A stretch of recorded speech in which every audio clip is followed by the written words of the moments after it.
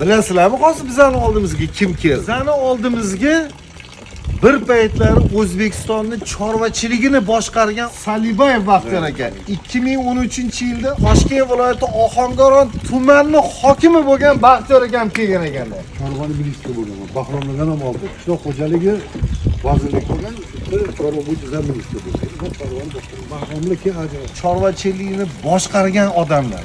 Hozir bularga Bahrom aka to'g'risida gapirdim. Bahromjonlar juda ham yaxshi biladi bizani. Bir eting oldimga Baxtiyor akam keldilar degan, to'xtay dedim, videoga tushamiz. Rahmat. Ya avvalambor hamma joyda sifat. Biz tuyoq sonidan quvib boramizda, lekin sifatiga e'tiborimiz. Bu seleksiya, naslchilik ishi uchun sifatiga qarab yetishtirib qo'yiladi. Sizga rahmat. Ya asosiysi. Hamma narsa sifatga bog'liq. Rahmat. Sifat yaxshi bo'lsa, chorva rivojlanadi. Rahmat. Mana hozir ham bitta qo'zi qo'chqori tanlashdi. Mana shuni ham naslga olishyapti. Xudo xolisa, mana shu avgust oylariga ancha yetilib boradi. Mana shuni xudo xolisa qo'ylarimizga qo'shamiz deb. Mana o'g'illari hozircha qiziq. Hada yuring deb olib kelgan ekanlar.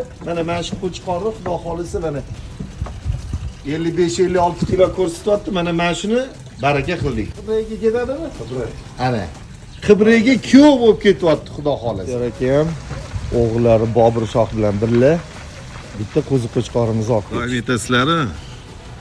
Haligi negativchilar.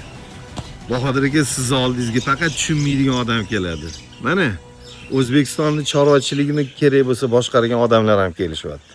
Sizlar-chi? Sizlar qachon kelasizlar?